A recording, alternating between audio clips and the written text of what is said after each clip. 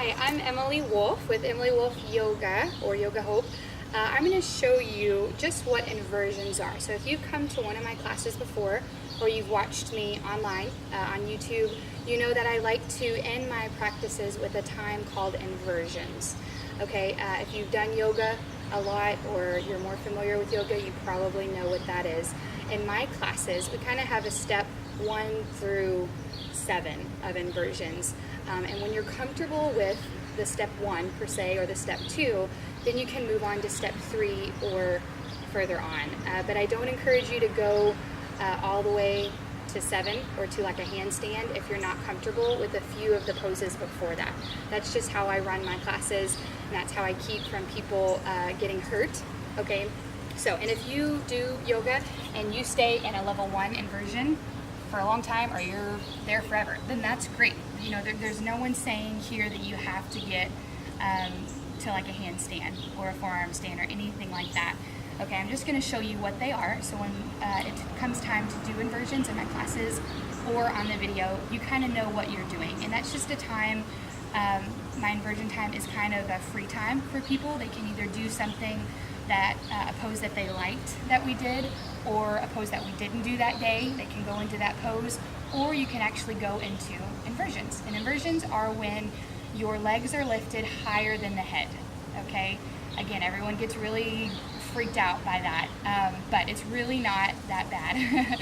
And the first level 1, what I call level 1 inversion, is called legs up the wall pose. And I have a lot of students that are here and remain here, have been here for a while, and they like that. They don't want to move forward. And again, that's okay. So how to come into a legs up the wall pose is to scoot your bottom as close to you can to a wall. Now you don't have to have a wall, but it's obviously more relaxing, a little more comfortable. So you push yourself up against the wall on your side. Then once you get real close, you swing your legs up. Okay? Ta-da! Hence, legs up the wall pose, right? Sounds exactly the way that it's called, or the way that we say it. So you can sit like this. You can open your legs wide and stretch your inner thigh here, but you just relax and allow the blood flow to just come down from your legs into the body. It's really good for your heart, cleanses the blood, really good for headaches. I love this pose for headaches. If I come home from work, it's just been, you know, one of those days or something, you can just relax here, and it's really releases stress, tension, anxiety. A lot of times you can prop up your bottom with a blanket here, okay? When you do that, you're gonna put the blanket just right underneath your hips, and that kind of realigns your pelvic floor, okay? So it's good for, like if you do Kegel exercises or anything like that, it's good for kind of strengthening down here in the lower body, okay? So this is legs up the wall pose, just relaxing here. Okay, the next one is a what I call level 2, and it's a shoulder stand. Okay? So you can use the wall to help you get into shoulder stand if you want, and kind of push yourself up. Okay, place your hands palms down on your mat. I'm tucking my shirt here. Okay, and then you're just gonna push yourself up. Tuck your chin into your chest. And you want to be nice and straight, okay? Shoulder stand right here. This is a shoulder stand, level 2. Level 3, what I like to call level 3, is the plow. Bring your legs all the way back.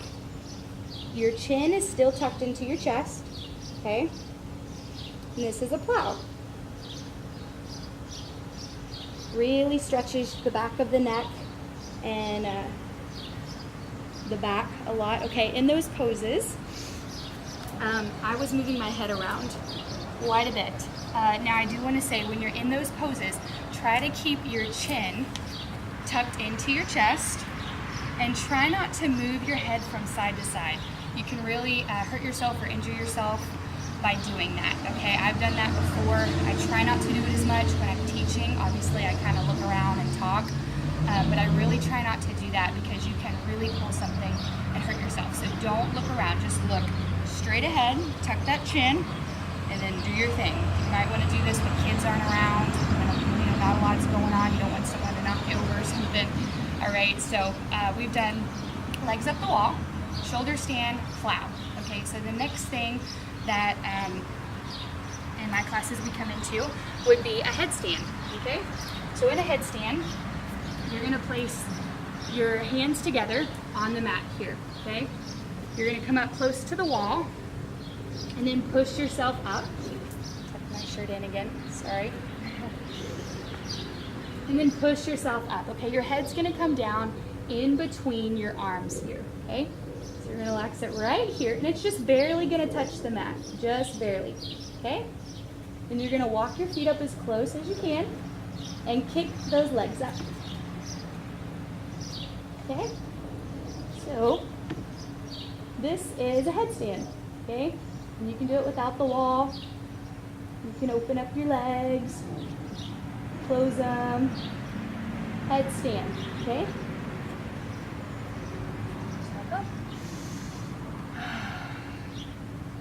Nice, headstand. All right, next one, which would be, I guess, level 5, tripod, okay? I only have 7 in my classes. Tripod, you place your hands on the mat a little further away from the wall. Your head comes fully down in front of the hands on the mat, okay? The top of the head comes down. Okay? Hands are right behind, flat on the mat. Push yourself up. Tripod. This is one of my favorites.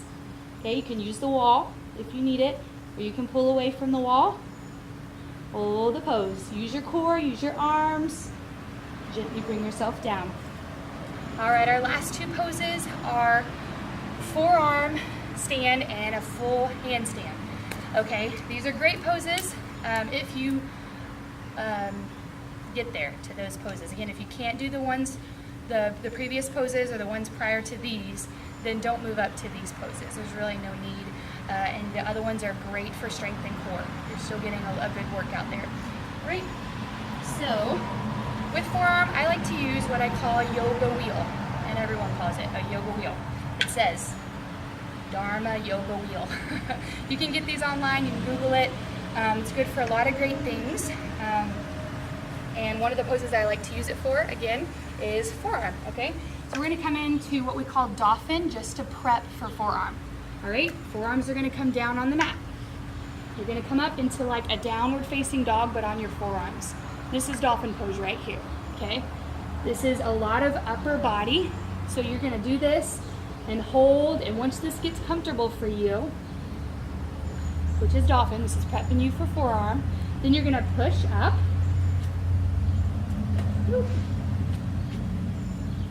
Into forearm, okay? This is forearm.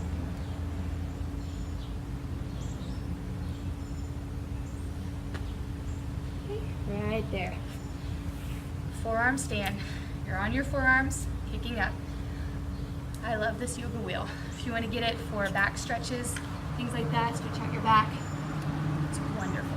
All right, to end our inversions, we're gonna go into a handstand, which you've probably seen a lot of yogis do. It's kind of the thing. So what I do, just starting off, come up next to a wall or a fence. You're gonna get about your length, your height away from the wall. Hands up.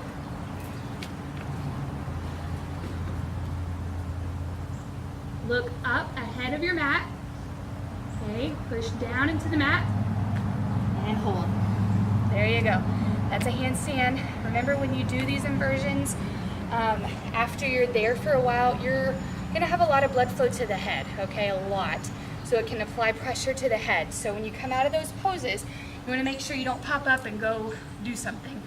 You wanna make sure after you do them that you take time to kind of sit, allow your blood flow to come back to its natural flow and rhythm. Maybe you sit in a child's pose, maybe you just lay down for a minute, okay? So this is a child's pose. You can do that.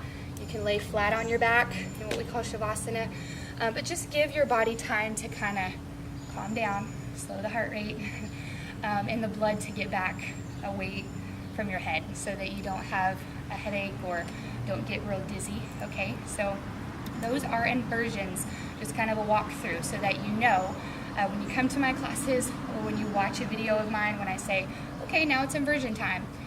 That's me saying either free time, you can do your favorite pose or do a pose we didn't do, or you can come into one of those inversions. There is lots more other inversions. With that, if you come to a class of mine, I will be glad to show you. We do a lot of fun, different things like that, and they're really cool. It's a lot of fun, real challenging. Anyway, so I hope you enjoyed this, and I hope it was very helpful. Thank you for watching. I'm Emily Wolfe with Yoga in Central Texas, Emily Wolfe Yoga. Thanks.